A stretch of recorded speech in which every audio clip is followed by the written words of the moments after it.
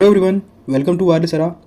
तो एक फिर से हमने वन शॉट बना दिया है फ्रेंड्स, पाइथन प्रोग्रामिंग के चैप्टर सेकेंड, जो कि थर्ड सेमेस्टर का इंपॉर्टेंट सब्जेक्ट है। तो पाइथन प्रोग्राम के फ्रेंड वन शॉट की सीरीज़ का पहला जो पार्ट था मैंने उसको कंप्लीट करवा दिया है। आप चाहें तो जाके देख सकते हैं प्लेलिस्ट से। तो फ्रेंड्स ये पाइथन के चैप्टर 2 का वन शॉट वीडियो है, जिसमें फ्रेंड्स मैंने काफ़ी सारे प्रोग्रामिंग इंक्लूड किए हुए हैं।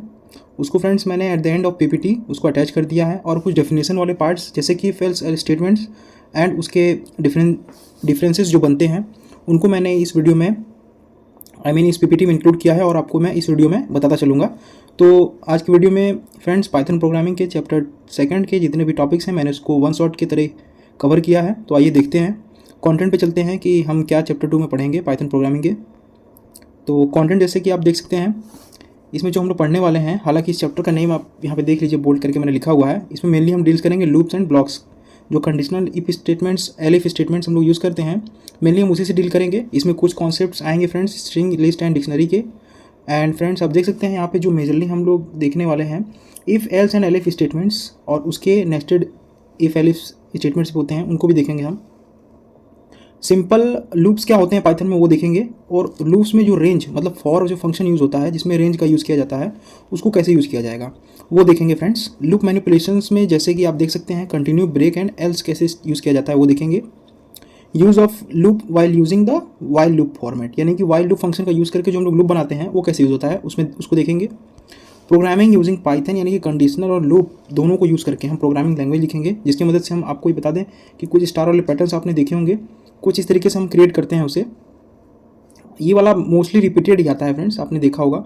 और कुछ नंबर पैटर्न्स होते हैं जैसे 1 2 2 देन 3 3 एंड सो ऑन। इस तरह के पैटर्न्स आपको दिखेंगे जो कि आपके इसी क्या कह सकते हैं इसी चैप्टर में आपके इंक्लूड होते हैं, जो कि इफ, एल्स और लूप वाले फंक्शंस पे काम करते हैं। तो आइए पहले टॉपिक पे देखते हैं कि कंडीशनल स्टेटमेंट्स क्या होते हैं और क्या कहते हैं पाइथन प्रोग्राम फ्लो कंट्रोल में इनका कैसे इस्तेमाल होता है। तो पाइथन प्रोग्राम फ्लो कंट्रोल में कंडीशनल ब्लॉकिंग एंड लूप्स का यूज़ किया जाता है, जिसमें कंडीशनल ब्लॉकिंग का मतलब कह सकते हैं कि कंडीशनल स्टेटमेंट्स का यूज़ किया जाता है। तो मेनली हमारे पास 3 कंडीशनल स्टेटमेंट्स होते हैं, इफ़, एलिफ एंड एल्स। और ये सब किस तरीके से काम करते हैं, एक्चुअली इनमें जो स्टेटमेंट्स होते हैं फ्रेंड्स वो एक आर्ग्यूमेंट के फॉर्म में दिए होते हैं। अगर उस आर्ग्यूमेंट का उस आर्ग्यूमेंट का अगर 2 रिजल्ट आता है, यानी कि अगर वो आर्ग्यूमेंट ट्रू होता है या फिर वो फॉल्स होता है, तो उसी हिसाब से दिए गए उनमें जो ब्लॉक्स होंगे वो एग्जीक्यूट होते हैं। यानी कि दिए गए कंडीशन के हिसाब से अगर वो ट्रू होता है तो एक certain block of code run करेगा, अगर दिए गए कंडीशन के हिसाब से एक certain block of code false बताता है तो वो certain block of code run करेगा। तो उसी हिसाब से यहाँ पे एक उसका क्या कह सकते हैं फ्लो चार्ट आप देख लीजिए। तो लूपिंग का जो फ्लो चार्ट होता है कुछ इस प्रकार होता है, जैसे कि लॉजिक एक्सप्रेशन हम देते हैं, अगर वो मान लीजिए कंडीशन होती है वो फॉल्स होती है तो एक सर्टेन लूप अपने टर्म मतलब जो कर्सर होगा अपने सर्टेन लूप से बाहर आ जाएगा।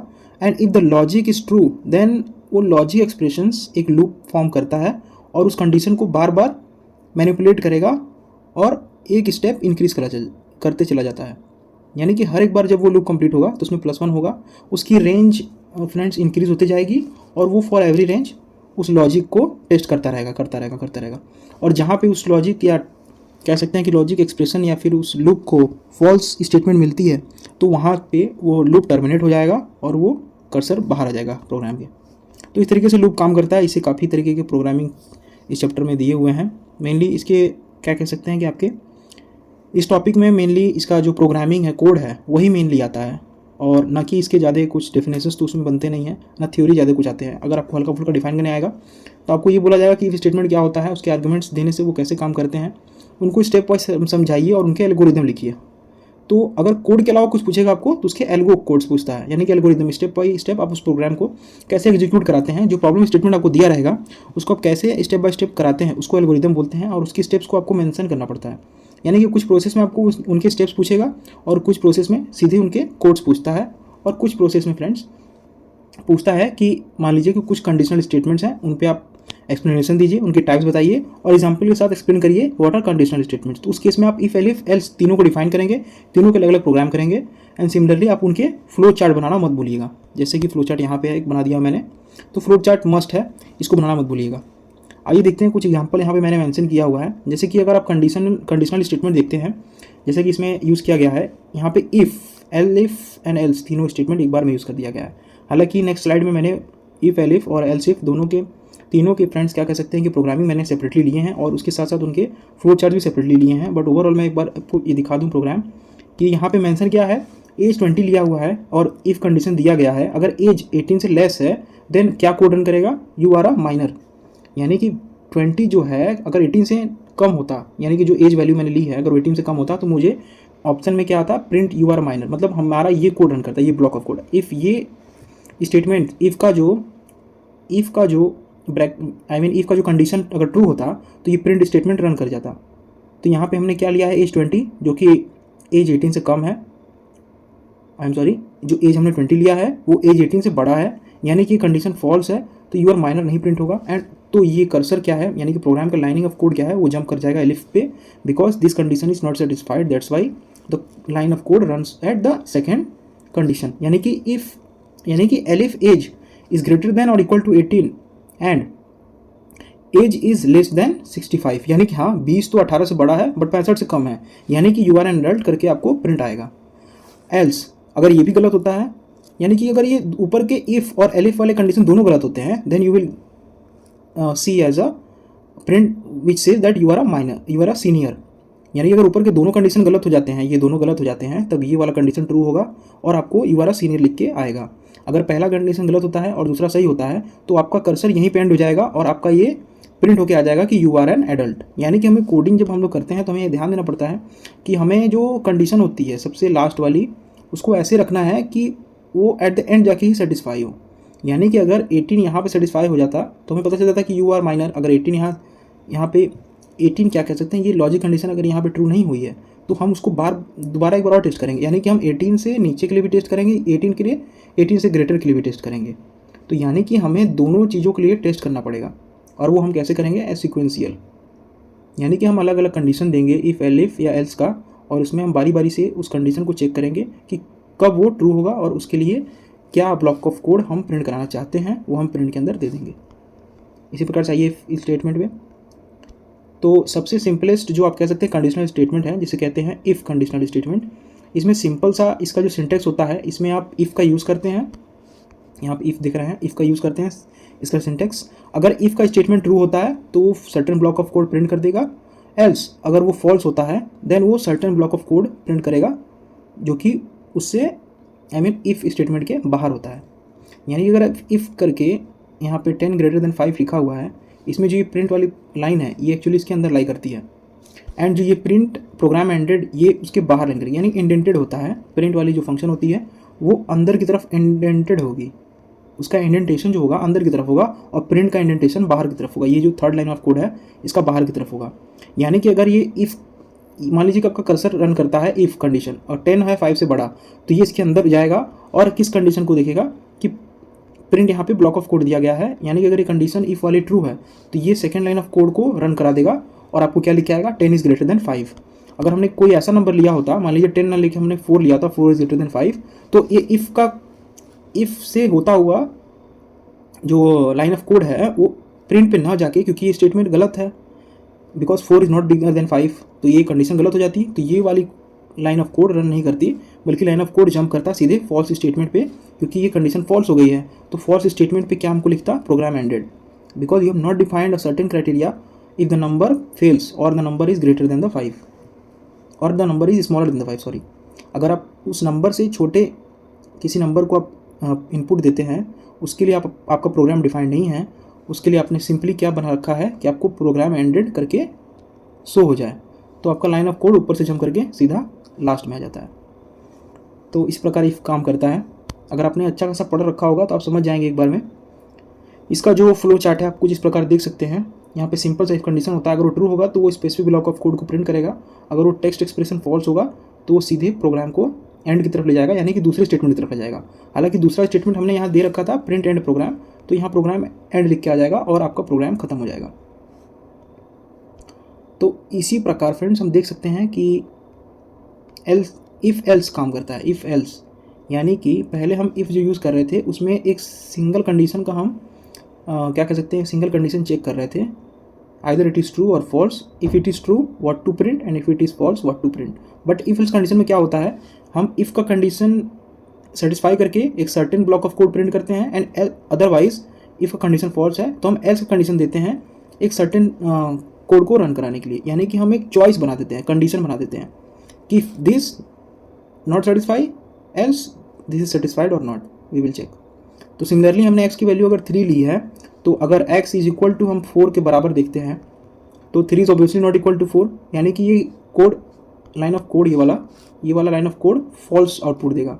तो फॉल्स के केस में क्या होगा, कर्सर यहाँ ना जाके इस एल्स पे जंप कर जाएगा। तो एल्स में वो क्या लिख के आ रहा है, एल्स में उसको क्या प्रिंट करना पड़ेगा, एल्स में वो प्रिंट करेगा नो,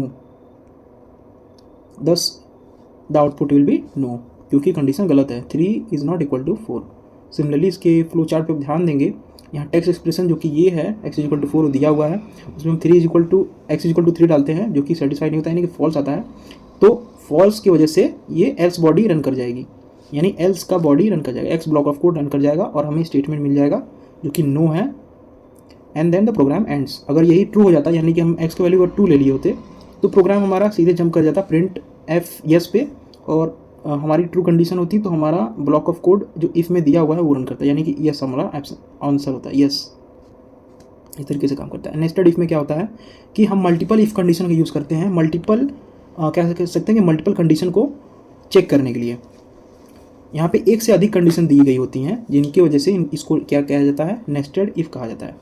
यानी कि मल्टीपल इफ़ कंडीशन को देके हम मल्टीपल कंडीशन लगा के मल्टीपल ब्लॉक ऑफ कोड में सिलेक्शन कर सकते हैं। जैसे कि इफ़ कंडीशन 1 दिया गया है, तो उसके लिए जो कंडीशन ट्रू होगी उसके लिए एक सेपरेट स्टेटमेंट और ब्लॉक ऑफ कोड हम कंडीशन 1 के लिए प्रोवाइड कर देते हैं। सिमिलरली इफ़ कंडीशन अगर 2 दिया हुआ है, तो उसके लिए हम एक सर्टेन ब्लॉक ऑफ कोड देते हैं। अगर वो कंडीशन इफ़ की ट्रू होगी, सेकंड कंडीशन अगर इफ़ की ट्रू होगी, तो second block of code run करेगा। सिमिलरली अगर आप थर्ड फोर्थ देना चाहते हैं तो आप दे सकते हैं, या फिर आप प्रोग्राम को एंड कर सकते हैं। तो आप यहाँ पे देख सकते हैं पहला ब्लॉक ऑफ कोड यहाँ टेक्स्ट एक्सप्रेशन से चालू होता है। अगर ये फॉल्स होगा तो ये नेक्स्ट टेक्स्ट एक्सप्रेशन को रन कराएगा, जिसको नेस्टेड टेक्स्ट एक्सप्रेशन से यहाँ पे सिग्निफाई किया गया है। अगर ये भी फॉल्स होता है तो ये बॉडी नेस्टेड एल्स में जाएगी और फिर उसके बाद स्टेटमेंट एट द एंड हो जाएगा। अगर ये ट्रू होता है एक्सप्रेशन, यहाँ पे देखिए, यहाँ पे अगर ये टेक्स्ट एक्सप्रेशन ट्रू होता है तो यहाँ से इफ़ की बॉडी रन करेगी और जो लास्ट का एक्सप्रेशन है वो प्रिंट होकर आ जाएगा। यानी कि अगर नम, हम एक एग्जांपल हम लिए हैं यहाँ पे, आप उसको ध्यान से देखिए। यानी कि नम इज इक्वल टू 10 है, तो if num is greater than 5 तभी जाके ये प्रिंट वाला जो मैसेज है वो प्रिंट होगा। 10 ऑब्वियसली ग्रेटर देन 5 है, तो ये ऑब्वियसली प्रिंट होना ही होना है। इस मैसेज में क्या है, प्रिंट बिगर देन 5, यानी कि 10 बिगर देन 5 है, ये प्रिंट हो जाएगा। And if the num is smaller than equal to 15, यानी कि 10 ऑब्वियसली 15 से छोटा है बट उसके बराबर नहीं है, यानी कि छोटा तो है कम से कम, यानी एक कंडीशन तो सेटिस्फाई है, नम इज ग्रेटर देन 15, तो क्या प्रिंट होगा, प्रिंट बिटवीन 5 एंड 10। तो इसीलिए हमारे आउटपुट में ये दोनों कंडीशन प्रिंट हुई है, क्योंकि दोनों कंडीशन ट्रू है, क्योंकि यहाँ पे मल्टीपल इफ़ का यूज़ किया है हमने, ना कि एल्स का यूज़ किया है। अगर एक कंडीशन फॉल्स हो जाता ये वाला, तो हम सीधे एल्स में जंप कर जाते, बट यहाँ पे क्या है, हमारा ये भी कंडीशन ट्रू है, हमारा ये भी कंडीशन ट्रू है, यानी कि इफ़ का यूज़ करके हम क्या कर सकते हैं, मल्टीपल ऑप्शन चेक कर सकते हैं, उसको ट्रू या फॉल्स बता सकते हैं। And hence we can apply the conditional, क्या कर सकते हैं, कंडीशनल लूपिंग हम अप्लाई कर सकते हैं इफ़ का यूज़ करके। सिमिलरली इफ़ एलिफ स्टेटमेंट, यानी कि अब आप ढेर सारे एफ स्टेटमेंट का यूज़ करेंगे तो उसको नेस्टेड इफ़ बोलेंगे, बट आप ढेर सारे इफ़ के साथ एल्स स्टेटमेंट यूज़ करेंगे तो उसको नेस्टेड एलिफ कंडीशन बोलते हैं। नेस्टेड इफ एल्स बोलिए या फिर एलिफ कंडीशन बोलिए। Similarly we can see the syntax here. If condition, अगर इफ़ का कंडीशन दिया हुआ है वो ट्रू होता है, तो सर्टेन कंडीशन अगर सेटिस्फाई होती है तो certain block of code if का जो होगा वो रन कर जाएगा। अगर वो नहीं होता है सही, तो हम एलिफ वाले कंडीशन में जंप कर जाएंगे, और एलिफ वाली कंडीशन अगर ट्रू होती है तो एलिफ वाले कंडीशन के ब्लॉक में जो कोड है वो, ब्लॉक में जो मैसेज है वो रन कर जाएगा। सिमिलरली एलिफ के दूसरे कंडीशन में, यानी कि आप इसको एक तरीके से देख सकते हैं, ये इफ़ एल्स एक सीरीज़ में आप यूज़ किया गया यहाँ पे, जो कि एक एलिफ के फॉर्म में रिप्रेजेंट कर रहा है। कि अगर आप मल्टीपल इफ़ एल्स का भी यूज़ करते तो वो सिमिलरली इफ़ एलिफ की तरह यूज़ होता है। जैसे इफ़ और एल्स मैंने यूज़ किया, फिर इसके बाद एक और एल्स यूज़ कर लिया, तो वो उसी की तरह काम करेगा, एलिफ की तरह काम करेगा। यानी कि अगर आप एल्स की जगह इफ़ लिख के अगर आप एलिफ यूज़ करते, जैसे इफ़ लिख के एलिफ आप यूज़ कर रहे हैं, तो ये उसी की तरह काम करेगा, एल्स की तरह। तो यहाँ पे आप देख सकते हैं इसका जो टेक्स्ट एक्सप्रेशन है, इसका जो टेक्स्ट एक्सप्रेशन यहाँ पे देख सकते हैं 1 2 3, यानी कि 3 टेक्स्ट एक्सप्रेशन को क्या वो ट्रू है या फॉल्स है, उसके लिए मल्टीपल कंडीशन हम अप्लाई कर सकते हैं।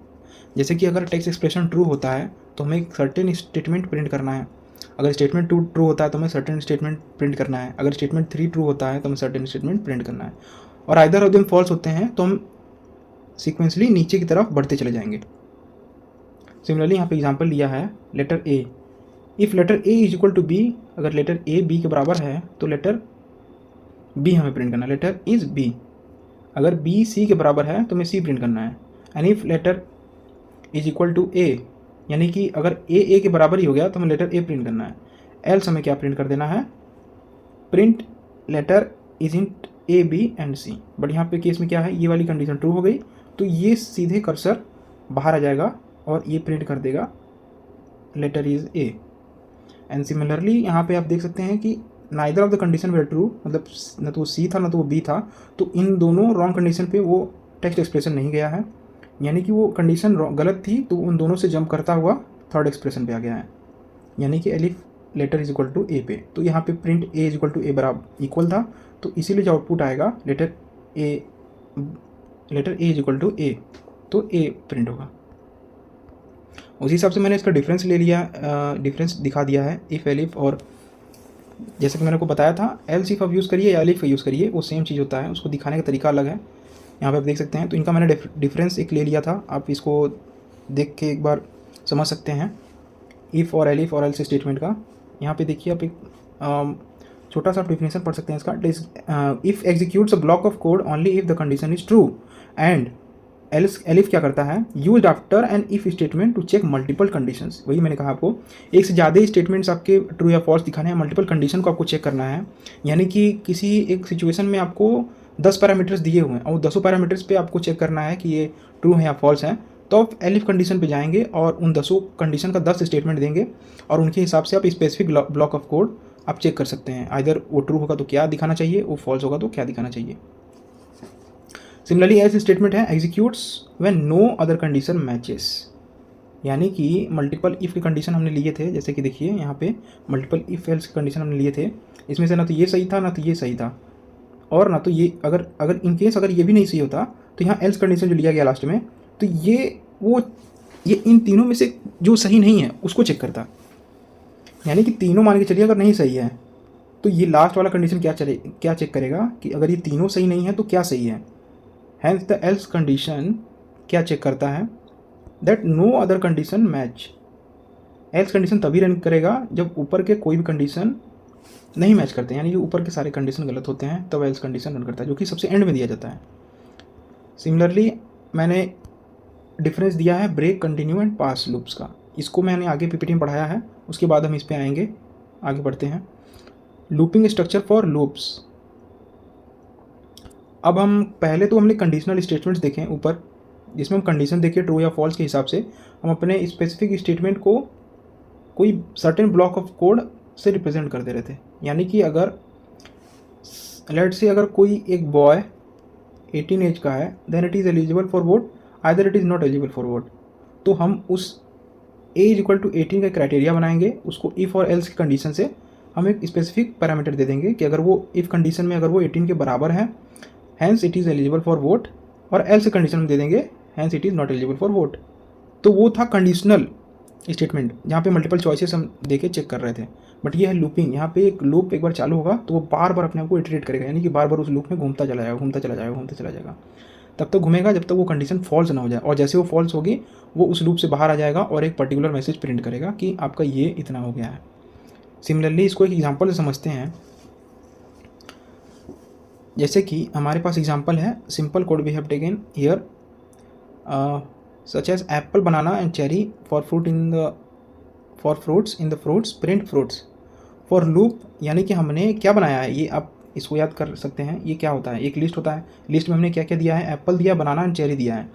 फॉर फ्रूट्स इन फ्रूट्स, यानी कि फ्रूट एक वेरिएबल है जिसमें हमने, यानी कि फ्रूट यहाँ पे जो है कि वेरिएबल है जिनमें हमने काफ़ी तरह के फ्रूट्स लिए हुए हैं और हमको प्रिंट करना है क्या, फ्रूट्स प्रिंट करना है। कब प्रिंट करना है, कितने बार प्रिंट करना है, कैसे पता चलेगा, फॉर रेंज वाले एक्सप्रेशन से।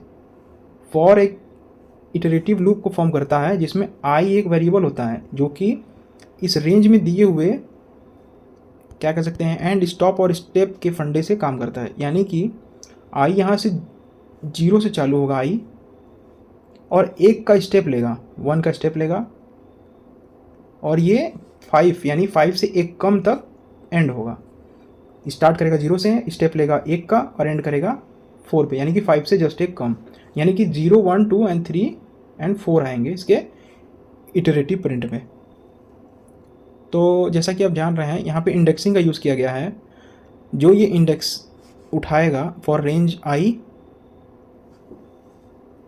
फ्रॉम 0 to 4 विद स्टेप 1, पहले वो 0 उठाएगा, तो 0 इंडेक्स पे क्या पड़ा हुआ है, apple, then it will print apple. Similarly next step में जब लूप आएगी 1 पे, तो उस केस में क्या उठाएगा, इंडेक्सिंग 1 उठाएगा, यानी कि बनाना। सिमिलरली अगर लूप 2 पे आता है तो उस केस में जो इंडेक्स उठाएगा वो चेरी उठाएगा। तो सिमिलरली वो एक सीक्वेंस में प्रिंट करेगा एप्पल बनाना इन चेरी। उसके बाद कंडीशन फॉल्स क्यों हो जाएगी, क्योंकि यहाँ पे कोई भी 0, 1, 2 के बाद थर्ड इंडेक्सिंग का एलिमेंट इस लिस्ट में नहीं प्रेजेंट है। तो उस थर्ड लिस्ट के एलिमेंट के प्रेजेंट ना होने के कारण ये कंडीशन फॉल्स हो जाएगा, और इसका जो कर्सर होता है यानी कि लाइन ऑफ कोड होता है वो उस लूप से बाहर आ जाएगा और वो टर्मिनेट हो जाएगा। तो हमें बस क्या लिख के आएगा आउटपुट में, एप्पल बनाना एंड चेरी, यानी कि एप्पल बनाना चेरी हमें प्रिंट होके आ जाएगा। सिमिलरली आइए देखते हैं स्ट्रिंग लिस्ट डिक्शनरी क्या होते हैं। String is a sequence of character which can iterate through characters in a string, यानी कि अगर कुछ भी आप पाइथन में इस तरीके से नोटेड कॉमा देके अगर आप कुछ भी लिख देते हैं ABC XYZ, तो ये एक स्ट्रिंग कहलाता है। और लिस्ट क्या कहलाता है, लिस्ट जैसे कि मैंने आपको बताया था, अगर आप किसी भी मैसेज को in form of square brackets लिखते हैं तो उसे लिस्ट कहते हैं। इसमें आप कोई भी एक कॉमा सेपरेटेड वैल्यू देके कुछ भी लिख दीजिए, जैसे A, B आपने लिख दिया, तो these are the 2 items of that particular list and they are mutable, मतलब they can be change easily, their order or their size can be changed easily, and they are arranged in ascending or descending order, or they can be ordered easily, यानी कि उसको increasing decreasing order में change कर सकते हैं। एक order collection होता है list, whether dictionary is unorder collection because these are separated by different kinds of key and values. Key क्या होता है, कि एक पर्टिकुलर डाटा टाइप के मतलब की एक पर्टिकुलर डाटा टाइप को रिप्रेजेंट करता है, यानी कि अगर आप की में एज देते हैं, लेट से आपने एज दिया, तो वहाँ पे आप एक नंबर रिप्रेजेंट कर रहे हैं, यानी कि एक पर्टिकुलर डाटा टाइप को रिप्रेजेंट करता है inside the what you can say inside the unordered collection of data. यानी कि डिक्शनरी एक डाटा टाइप का फॉर्म है पाइथन में, जो कि एक की and what you can say it's value, उसका की और उसके वैल्यू हमेशा यूनिक होते हैं, और एक अनऑर्डर्ड कलेक्शन होता है। यानी कि अगर आप एज को पहले लिख दें, नेम को बाद में डिफाइन करें, तो उससे कोई फ़र्क नहीं पड़ेगा, उनमें कोई ऑर्डर नहीं होता। तो एज में आपने नंबर मेंशन किया, यानी कि एज इसका की वैल्यू है, की है, और ये 30 इसका वैल्यू है। यहाँ पे नेम आपने मेंशन किया एज अ की एंड एलिस इज़ अ की वैल्यू। सिमिलरली आप देख सकते हैं कि अगर आपको एक स्ट्रिंग मेंशन करना है तो ऑब्वियसली वो एक डबल या सिंगल इनवर्टेड कॉमा में मेंशन होता है। यानी कि मैसेज इक्वल टू हमने हेलो दे दिया and for character in message, अब हम इस पर एक लूप स्ट्रिंग अप्लाई किए हैं।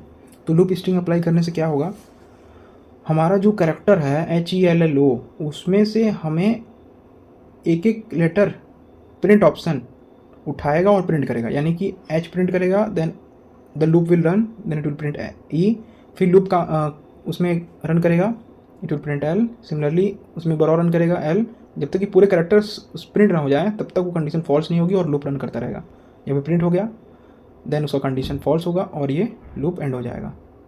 सिमिलरली हम क्या कह सकते हैं कि हम फॉर का यूज़ करके, फॉर रेंज का यूज़ करके हम चाहे तो एक लिस्ट से ऑपरेट करा सकते हैं, जैसा कि ऊपर आपने देखा था, हमने लिस्ट का यूज़ करके इटरेटिव यानी कि लूप का यूज़ किया था, from the what you can say list का यूज़ करके हमने लूप यूज़ किया था।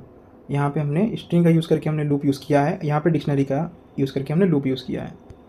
तो आइए आगे बढ़ते हैं। लूपिंग स्ट्रक्चर में मैंने आपको बता दिया कि लूप एक्चुअली काम कैसे करता है, where for is the function for varying the range which consist of 3 arguments that is called as start, and step. यानी कि स्टार्ट कहाँ से होगा, एंड कहाँ तक होगा और स्टेप कितना लेगा। And is always 1 less than, यानी कि अगर 10 दिया है एंड यहाँ पे देखिए तो वो 9 तक ही प्रिंट करेगा, जैसे कि आप यहाँ देख रहे हैं आउटपुट में इसके। तो फॉर का हम देखते हैं फॉर रेंज कैसे काम करता है, एक बार देखते हैं।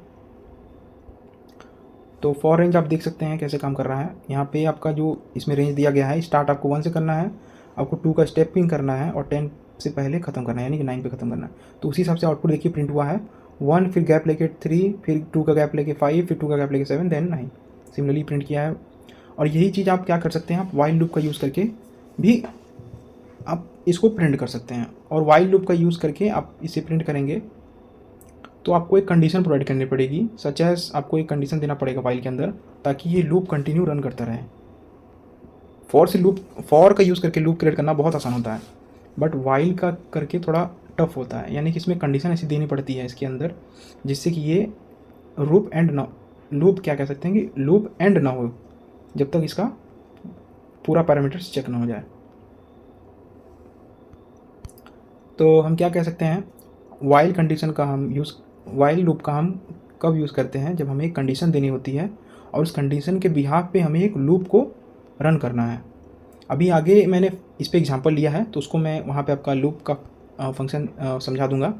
आइए फिलहाल देखते हैं कि pass, continue, break and else क्या होता है। Pass does nothing, it's a placeholder when syntactically some code is required but you do not want to execute any command or statement, यानी कि खाली स्थान की तरह एक पास स्टेटमेंट यूज़ होता है। Where is a continue statement used as a to skip the rest of the current iterations and proceed to the next iteration, यानी कि किसी एक ब्लॉक ऑफ कोड जो कि एक लूपिंग है उसको न करके दूसरे लूपिंग में जंप करने में काम आता है।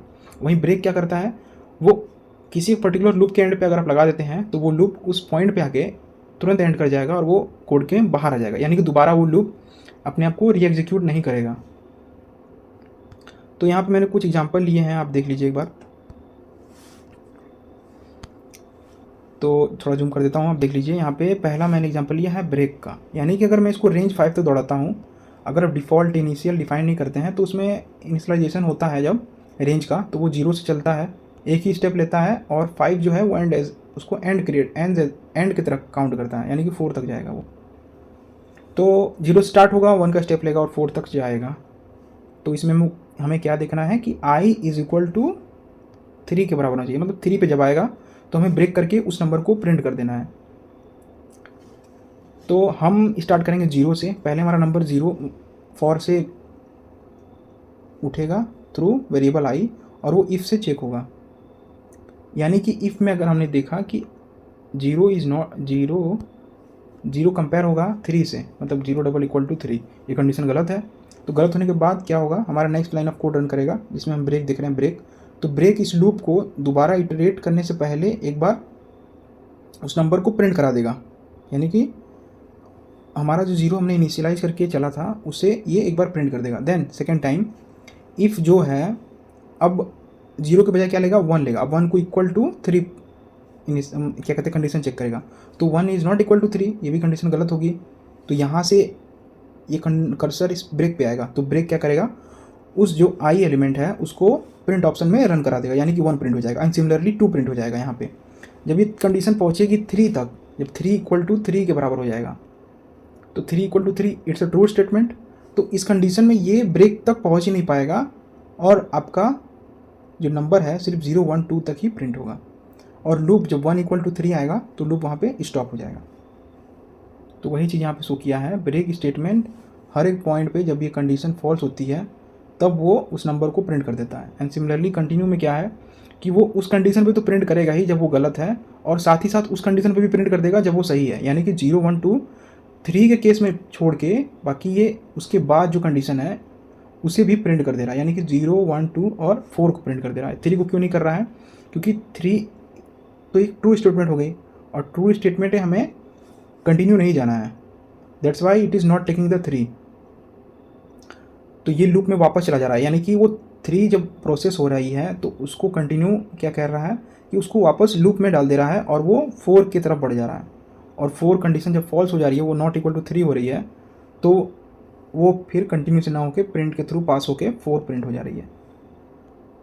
सिमिलरली पास स्टेटमेंट है, pass statement does nothing just hold the place, यानी कि इसके रहने ना रहने से कोई मतलब नहीं है।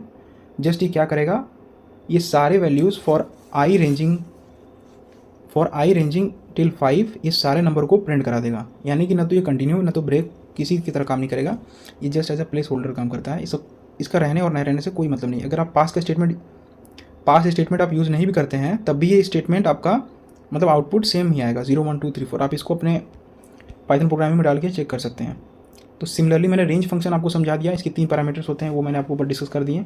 उसी पे मैंने इसकी वेरिएशंस और डिस्क्रिप्शन और एग्जांपल दे दिया है, आप चाहें तो इसको देख के समझ सकते हैं कि कैसे वेरी करता है, स्टार्ट एंड स्टेप कैसे होता है। सिमिलरली मैंने कुछ डिफरेंसेस भी क्रिएट किए हैं इन सब के बीच में, 2 नंबर या फिर फ्रेंड्स 5 नंबर में पूछते हैं या 7 नंबर में पूछते हैं, और साथ में इनके कहते हैं कि इनके आप कोडिंग करके दिखाइए, यानी कि एग्जाम्पल के साथ दिखाइए। अगर आप सबके कोडिंग याद रखते हैं तब आपका क्या कह सकते हैं कि आपका प्रेजेंटेशन बढ़िया होगा एग्जाम में। अगर आप किसी भी पर्टिकुलर टॉपिक को ब्रीफली डिफाइन करते हैं, उसके कोड में लिखते हैं तो आपके नंबर कटेंगे। तो आपको ध्यान देना है कि आप उसके कोड याद रखिए, code must you have to write, ये आप ध्यान दीजिए। आपको सिर्फ थ्योरी नहीं कोड भी लिखना है उसमें। और आते हैं हम list tuples dictionary in Python. तो फ्रेंड्स ऊपर मैंने आपको इसके बारे में भी समझा दिया था, लिस्ट क्या होते हैं, म्यूटेबल्स होते हैं, टपल्स आर नॉट इम्यूटेबल्स। टपल्स और लिस्ट में क्या डिफरेंस होता है कि ये स्क्वायर ब्रैकेट और टपल्स राउंड ब्रैकेट में यूज़ होता है, और कर्ली ब्रैकेट में की और वैल्यूज़ के साथ आप यूज़ करते हैं तो उसको डिक्शनरी बोला जाता है। सिमिलरली कुछ मैंने इसमें लिख दिए हैं पॉइंट्स, आप चाहें तो पढ़ लें या फिर आप देख लीजिए।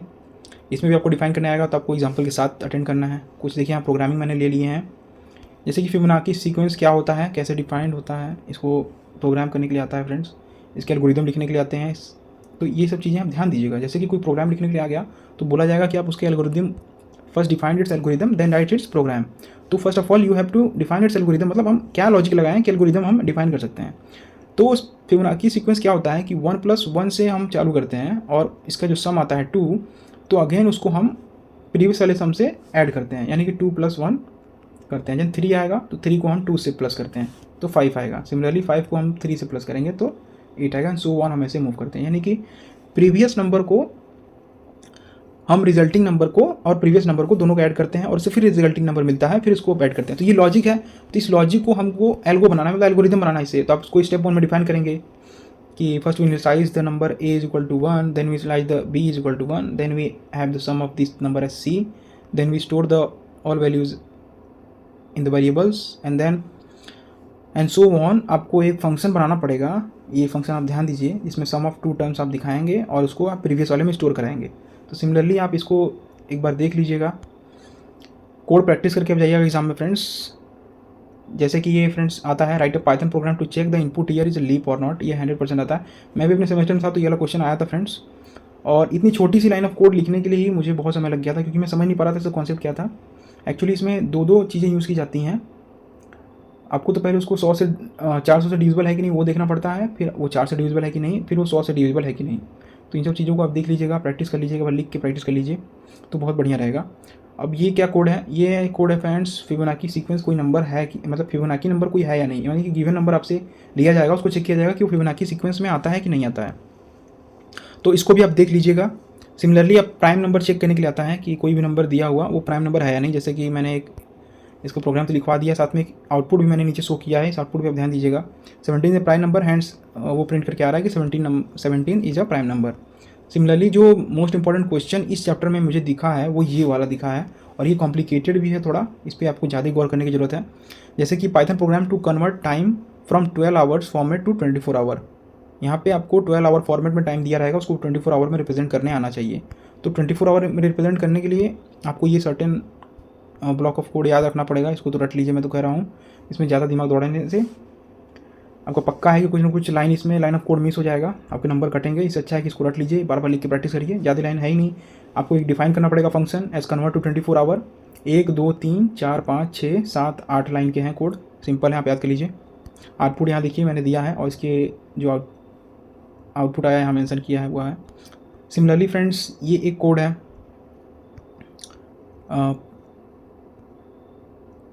फ्रेंड्स ये लग रहा है पाइथन वाला कोड जो कि प्राइम नंबर को डिटेक्ट करने के लिए था, वो दोबारा मैंने इसमें गलती से पेस्ट कर दिया है। तो सिमिलर चीज़ है जो आप ऊपर था, देख लीजिएगा।